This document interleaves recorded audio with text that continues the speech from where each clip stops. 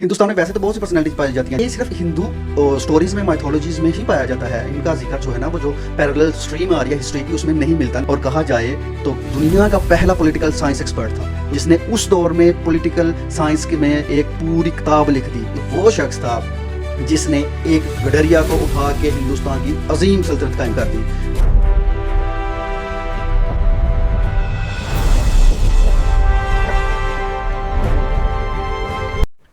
बिस्मिल्लाहिर्रहमानिर्रहीम। आज बात होगी एक ऐसी अजीम शख्सियत की जो ना सिर्फ हिंदू माइथोलॉजीज़ में पाई जाती है, ना कि फोकलोर्स में, और साथ में एक और जो ऑथेंटिक इन्फॉर्मेशन का वे है उसमें भी उसका जिक्र आता है, जिसे हम हिस्ट्री कहते हैं, तारीख कहते हैं। तो इस शख्स के बारे में बात होगी। हिंदुस्तान में वैसे तो बहुत सी पर्सनैलिटीज पाई जाती हैं, जैसे इमामुल हिंद, मर्यादा पुरुषोत्तम, श्री राम, वसुदेव कुटुंबकम, श्री कृष्ण जी, इस तरह के बहुत से, रावण एज वेल। पर ये सिर्फ हिंदू स्टोरीज में, माइथोलॉजीज में ही पाया जाता है। इनका जिक्र जो है ना वो जो पैरेलल स्ट्रीम आ रही है हिस्ट्री की उसमें नहीं मिलता, ना ही हमें इनके सबूत मिलते हैं। सो इनके बारे में तकरीबन ज़्यादातर लोग जानते ही हैं। हमने शुरू किया था कि अपने जो सन ऑफ सॉइल्स हैं उनके बारे में हम आप लोगों को बताएंगे। सबसे पहले जो जिनका हिस्ट्री में जिक्र मिलता है प्रॉपर, वो किंग पोरस थे, उनके बारे में हम वीडियो बना चुके हैं, आप देख सकते हैं। आज मैं ऐसे शख्स की बात करूंगा कि जो ना सिर्फ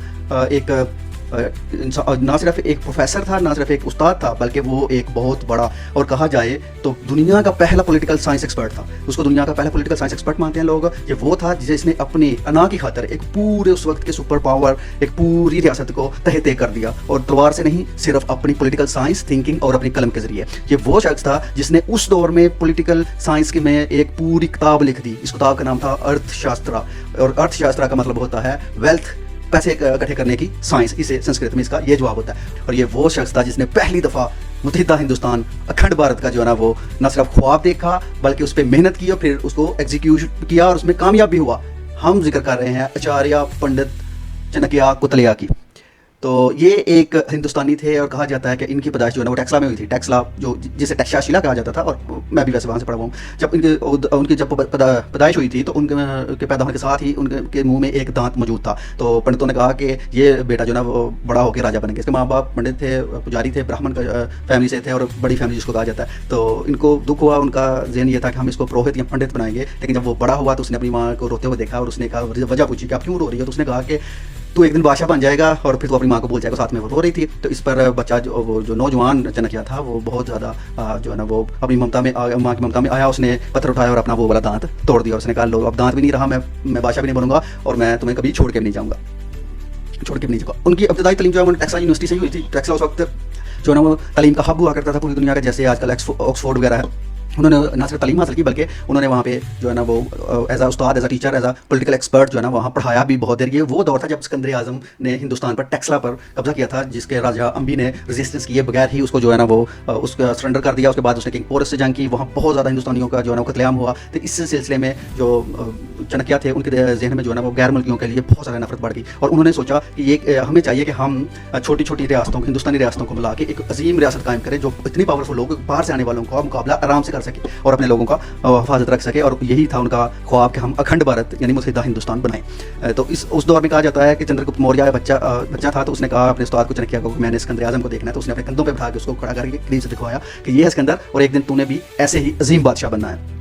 तो उन्होंने जो है ना इस सिलसिले में उस वक्त की जो रियासत थी, बड़ी हिंदुस्तानी रियासत, मगध रियासत, वो इतनी अजीम थी कि सिकंदर आजम ने भी उस पर हमला करने की सोचा तक नहीं। वो बस उसको दूर से देखा और वापस मुड़ गया, क्योंकि उसने देखा था कि जहाँ जेहलम में हमारे साथ इतना बुरा हो गया, वो एक छोटी रियासत है, तो मगध की जो इतनी बड़ी रियासत है उसको मैं कैसे जो है ना वो हरा सकता हूँ। तो वो वहाँ गए। वहाँ पे धनानंद उसका बादशाह था, मगध का पाटलिपुत्र जिसे पटना कहा जाता है, उसके 40 किलोमीटर दूर ये पाटलिपुत्र जो है ना इसका कैपिटल था। तो वहाँ जाके इन्होंने अपनी जो स्टोरी है या अपना जो आइडिया है वो प्रेजेंट किया धनानंद को। और वो शूद्र काल से बिलोंग करते थे, और मतलब वो छोटी जात से बिलोंग करते थे, और ये पंडित थे।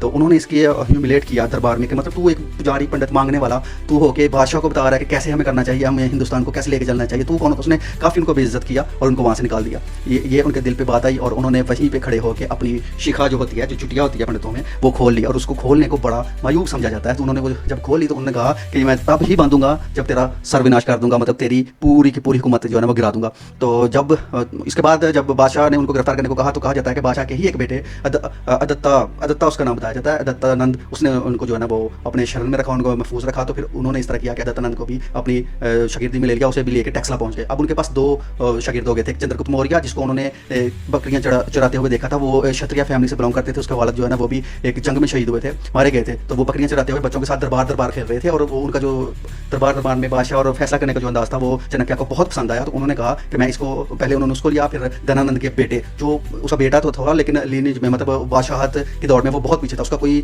मतलब उससे ऊपर उसके सीनियर भाई बहुत ज़्यादा थे। तो उन्होंने उसे भी अदत्ता को भी साथ में ले लिया, दत्तानंद को भी लेकर टेक्सला आ गया। उधर आकर उन्होंने काफ़ी लंबा अर्सा तक उनकी तालीम और मिलिट्री ट्रेनिंग की, और उसके साथ उनको एक और चीज़ भी चाहिए होती है, वो थी पैसा इकट्ठा करने के लिए उन्होंने एक स्कीम, जो आजकल हमें तो पता है वो स्कीम है, लेकिन उन्होंने वो ट्रिक यूज़ किया और वो कामयाबी हो गई कि एक सिक्का लेके 8 सिक्के कर दूंगा, मतलब एक बंदा एक सिक्का देगा उसको 8 सिक्के देंगे। तो उन्होंने उनकी ट्रेनिंग के साथ साथ काफ़ी लंबे अरसे तक ये स्कीम चलाई, और ये स्कीम उनकी चल गई, और उन्होंने दौलत के अंबार इकट्ठे कर ली, इतनी दौलत इकट्ठी कर ली कि उन्होंने पूरी एक जो है ना सेना, एक फौज इकट्ठी करने के लिए उनकी खुराक और उनकी तनख्वाहें देने के लिए उन्होंने पूरा प्रॉपर इंतजाम कर लिया।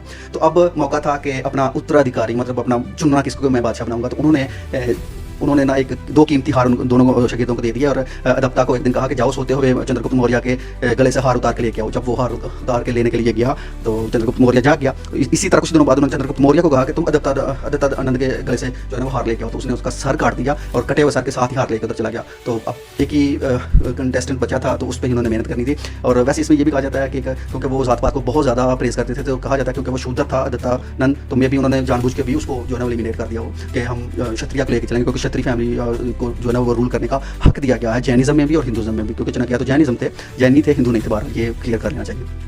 बहरहाल जब उन्होंने ये सब वो मारा गया, फिर उन्होंने उसी दौलत के साथ एक बहुत बड़ी आर्मी इकट्ठी की और पंजाब में मौजूद जितने भी गैर मुल्की यूनानी थे सबको मार के भगा दिया।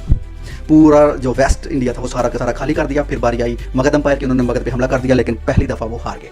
तो कहते हैं चाणक्य छुपते छुपाते अपनी जान बचा रहे थे और एक कुटिया के करीब पहुंचे, तो खीर खाने के लिए जो है ना वो एक बच्चा खीर खा रहा था, और उसे इतनी भूख थी कि वो जल्दी खा रहा था, और उसने अपना गर्म खीर में अपनी उंगली डुबो दी, उसकी उंगली जल गई। तो उसकी माँ ने कहा कि तू भी चाणक्य है क्या, तुझे भी चाहिए कि पहले ठंडी साइडों से खा, उसके बाद अंदर जा। तो ये बात उनको टिक कर गई। उन्होंने फिर इस तरह ही किया, उन्होंने पहले नंदा अंपायर के अंदर जो उनकी रियासत के अंदर उस बादशाह के खिलाफ लोग थे या उसके वजीर जो उसके खिलाफ थे, जर्नैल, उनको लालच दिया, पैसे दिए, पोस्ट प्री जंग के बाद जो पोस्ट होंगी वो देने का उनके साथ वादे किए, और उनको अपने साथ मिला लिया। और उनको अपने साथ मिलाने के बाद फिर क्योंकि वो फिर अब धनानंद बहुत ज़्यादा अंदर से तो कमज़ोर हो चुका हुआ था, जब वो कमज़ोर हो गया तो फिर चाणक्य ने उस पर हमला किया, तबाह हो गया, धनानंद मारा गया, उसकी रियासत खत्म हो गई। तो चंद्रगुप्त मौर्य ने फिर अपनी रियासत का जो कैपिटल था वो पाटलिपुत्रा में ही रखा, मतलब वही कैपिटल उसको रखा, और उसके बाद उधर हुकूमत करनी शुरू कर दिया। जो कहते हैं कि उसने छत पे खड़े होकर दरबार के सबके पूरी दुनिया के सामने उसने अपनी शिखा को दोबारा बांधा और कहा कि मैंने अपना आज बदला पूरा कर लिया है। तो उसके बाद जब बादशाह चंद्रगुप्त मौर्य बन गया तो उसकी रियासत जो थी वो फिर बंगाल से लेकर पंजाब, बलोचिस्तान, और फिर उसके बाद उन्होंने दोबारा जो अफगानिस्तान में बैठे हुए थे सेलुकस जो जनरल था उसका सिकंदर आज़म का, उसके खिलाफ जंग की, उसको हरा दिया, और फिर उसने कंधार तक जितना भी इलाका था वो सारा का सारा चंद्रगुप्त मौर्य को दे दिया। ना सिर्फ ये दिया बल्कि अपनी बेटी की शादी भी उसके साथ करके एक जो है वो पैक्ट कर लिया, पीस पैक्ट कर लिया। इसके बदले में चंद्रगुप्त मौर्य ने उसको 200 हाथी दिए जो वो अपनी जगह में यूज़ करता था। तो इस तरह पहली दुनिया की 9 तारीख में पहली दफ़ा मुत्तहिदा हिंदुस्तान एक झंडे मौर्यन एम्पायर के झंडे के नीचे आ गया। पहली दफ़ा हिंदुस्तानी इकट्ठे हो गए, और ये किसी बादशाह की वजह से नहीं बल्कि एक अजीम पॉलिटिकल साइंस एक्सपर्ट और एक टीचर की वजह से हुआ था। और ये अजीम टीचर जो है ना, इसको फिर मौका मिला, फिर उन्होंने अपनी जितना भी नॉलेज था वो सारे का सारा बैठे वो उन्होंने इस पर जो बुक थी वो तब लिखी। तो कहते हैं कि उस वक्त उन्होंने कहा था कि बादशाह जो होता है ना वो रहम दिल होना चाहिए और उसको हर वक्त अवेलेबल होना चाहिए अवाम की शिकायत सुनने के लिए, चाहे अगर वो थक गया और मालिश करवा रहा है तब भी उसको उस दौरान भी शिकायतें सुननी चाहिए। बाकी सारा पॉलिटिकल सिस्टम जितनी भी वजारतें थी उसमें वो सारी की सारी उनके चाणक्य के अंदर चल रही थी। चंद्रगुप्त मौर्य बहुत ज़्यादा सजाएं देते थे, मतलब चोरी करने पे भी मौत की सजा, लेकिन वो इस हक में नहीं थे। वो चाहते थे कि नरम सजाएं दी जाए, ज़्यादा सजाएं देना अच्छी बात नहीं है। फिर उन्होंने सिस्टम चलाया, उन्होंने अपनी जितनी भी वो किताब थी, नॉलेज था वो लिखना भी शुरू कर दिया। और वो कहते थे कम से कम हमारे पास 5 से 6 वजारतें ज़रूर होनी चाहिए। एक वजारत जो है ना वो दिफा जर्नैल होना चाहिए, वजारत खजाना होना चाहिए, एक इंटेलिजेंस का वजीर होना चाहिए, एक डेवलपमेंट का वजीर होना चाहिए, मतलब इस तरह के वजीर होने चाहिए जो एक पूरा डिपार्टमेंट को लीड करें और उसकी जो रिपोर्टिंग है वो बादशाह को डायरेक्ट दे। और बादशाह हर वक्त जो है ना इससे उसको पता होगा क्या चल रहा है उसकी दुनिया में, उसकी हुकूमत में, और उसके लोग उससे खुश हैं कि नहीं है। वो कहते थे डेवलपमेंट के द्वारा जो है ना वो बहुत मजबूत होना चाहिए और बड़े से बड़े प्रोजेक्ट हर वक्त स्टार्ट रहने चाहिए ताकि अवाम इंगेज हो, उनको जॉब भी मिले, उसका रेवेन्यू भी जनरेट हो और अवाम को पता भी चले कि हाँ भाई हमारा बादशाह हमारे लिए बहुत कुछ कर रहा है। तो सबसे पहले जिसे हम ग्रैंड ट्रंक रोड कहते हैं, जो शेरशाह सूरी के नाम आता है, उन्होंने बनवाया था सबसे पहले, चंद्रगुप्त मौर्य ने बनवाया था पाटलिपुत्रा से लेके 1900 किलोमीटर, तकरीबन 1900 किलोमीटर बनता है पिशावर तक। तो उन्होंने कंधार तक ये पूरा रोड बनवाया था। इसकी वजह से तजारत भी बढ़ गई, रेवेन्यू जनरेट होना शुरू हो गया। कहते हैं कि उस वक्त जो उनकी वज़ारत दिफा थी उसमें 6 लाख के करीब उसके फौजी थे चंद्रगुप्त मौर्य के पास।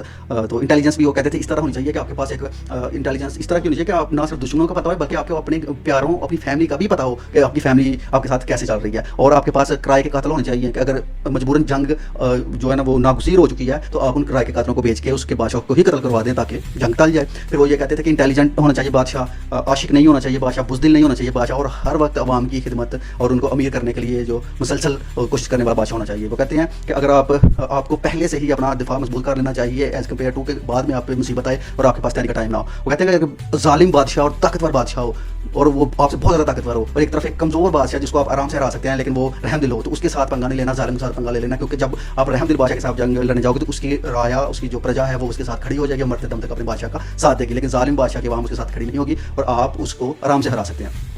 और उसके बाद उन्होंने एक जो आज भी इंडियन जो हमारे भी बोला जाता है, इंडियन हाउस होल्ड आम ज़ुबान में भी बोला जाता है कि फिक्रा साम दाम दंड भेद, कि मतलब अगर आपके खिलाफ कोई आपके खिलाफ खड़ा हो गया, बगावत हो गई है, तो साम मतलब उनको पहले समझाएं प्यार से, अगर वो ना समझें साम फिर दाम मतलब उनको पैसा दे के समझाएं, लालच दे के, पोस्ट दे के, ज़मीनें दे के समझाएं। अगर फिर भी ना समझें फिर दंड यानी सजाएं दें, उनको सजाएं दें, इतनी ज़्यादा सजाएं दें कि वो अपनी बगावत से तौबा कर लें। अगर वो फिर भी ना समझें तो फिर भेद मतलब डिवाइड एंड रूल जो गोरों ने यूज़ किया था कि उनमें से कुछ लोगों को अलग करो, उनको अपनी तरफ करो और बाकियों को फिर उनकी मदद से कुचल के रख दो और इस तरह बगावत को खत्म कर दो। और ये बहुत मशहूर है साम दाम दंड भेद। तो इसके बाद उन्होंने बहुत सारा जितने भी मतलब अपना जितना नॉलेज था उन्होंने उस पर लिखा। अर्थशास्त्र और अर्थशास्त्र के 18 बुक्स थी और 180 चैप्टर थे उसके। और ये अजीम शान और ये दुनिया की पहली जो है ना पॉलिटिकल साइंस की जो है ना वो किताब मिलती है। इस तरह की किताब एक मैकोली जो था इटालियन राइटर उसने भी लिखी थी। उसने भी लिखा था कि अवाम और रियासत में कैसे जो है ना तल्कात होने चाहिए। तो कहते हैं कि 22 साल की उम्र करने के बाद चंद्रगुप्त मौर्य ने जैनिज्म के मज़हब के मुताबिक उन्होंने जो है ना वो हुकूमत अपने बेटे बिंदुसार को दे दी। बिंदुसार बादशाह बन गया और खुद जो है ना वो साउथ इंडिया की तरफ चले गए और वहाँ जाके उन्होंने जो ना जैनिज्म की रवायत के मुताबिक मतलब स्टार्व टू डेथ मतलब भूखे रह के मौत को अपने गले लगा लिया। इस तरह वो और चंद्रगुप्त मौर्य काफ़ी देर उसके बाद भी काम करते रहे वहाँ पे। तो उसके बाद उन्होंने अपनी जब ये पूरी बुक्स कंपाइल कर ली तो उन्होंने भी सेम इसी तरह स्टार्व टू डेथ जो है ना वो यूज़ किया और वो चले गए। बहरहाल वो कास्ट सिस्टम को बहुत फॉलो करते थे, कास्ट सिस्टम को फॉलो करते थे। वो समझते थे कि बड़ी जो जातियाँ वो बड़ी हैं, जो छोटी जातियाँ उनको रूल करने का कोई हक नहीं है उनको रूल करने का। वो कहते थे कि हार्मोनी होनी चाहिए, मतलब रिलीजियस हार्मोनी होनी चाहिए और कास्ट हार्मोनी भी होनी चाहिए, मतलब बादशाह को बायस नहीं होना चाहिए बल्कि हर मज़हब का बराबर उन्होंने जो है ना आराम से करना, हर इज्जत करनी चाहिए। यही वजह थी कि चंद्रगुप्त मौर्य के बेटे और पोतों में कुछ बुद्धि भी आए, कुछ बुद्धिस्ट आए, फिर कुछ जैन आए, फिर बुद्धिस्ट आए। सबसे अजीम बादशाह जो मौर्य एम्पायर का अशोक द ग्रेट है वो खुद बुद्धिस्ट थे। तो इस तरह ये सिर्फ रिलीजियस हार्मोनी की वजह से थी। तो ये अजीम शख्स जो तकरीबन 375 BCE में पैदा हुआ वो 285 BCE में के इर्द गिर्द जो ना उसने वफात पाली। और उनकी फैमिली के बारे में नहीं बताया जाता। लोगों का जैनिज़्म और बुद्धिज़्म दोनों रवायत में मिलता है कि उन्होंने फैमिली नहीं की। उनकी जो ज़िंदगी का मकसद था वो सिर्फ अपने लोगों को जो ना वो मुत्तहिद करना था, इनकी फलाह बहबूद करना था। उन्होंने सारी ज़िंदगी इसमें गुजार दी। तो ये थे हमारे एक अजीम हिंदुस्तानी जिन्होंने आज से 2500 साल पहले ऐसा मोजज़ा, ऐसा मार्का कर दिया जिससे आज भी हमारे फ़ख्र करना चाहिए हमें। इंडिया वाले तो इन्हें जो है ना वो अपना हीरो समझते हैं, लेकिन बदकिस्मती से पाकिस्तान में क्योंकि जो नॉन मुस्लिम होता है उसको हीरो कंसीडर करना जो है ना वो गद्दारी समझा जाता है। बहरहाल मैं समझता हूँ कि ये हमारे हीरो थे जो पंजाब में पैदा हुए और आज भी टेक्स लॉ यूनिवर्सिटी उधर ही है। तो हमें इनको अडॉप्ट करना चाहिए, इनकी तालीमात अच्छी चीज़ें जितनी भी हैं और इनके बारे में पढ़ाना चाहिए, इनका जिक्र करना चाहिए। So thank you very much. Don't forget to subscribe, like, and follow for more videos.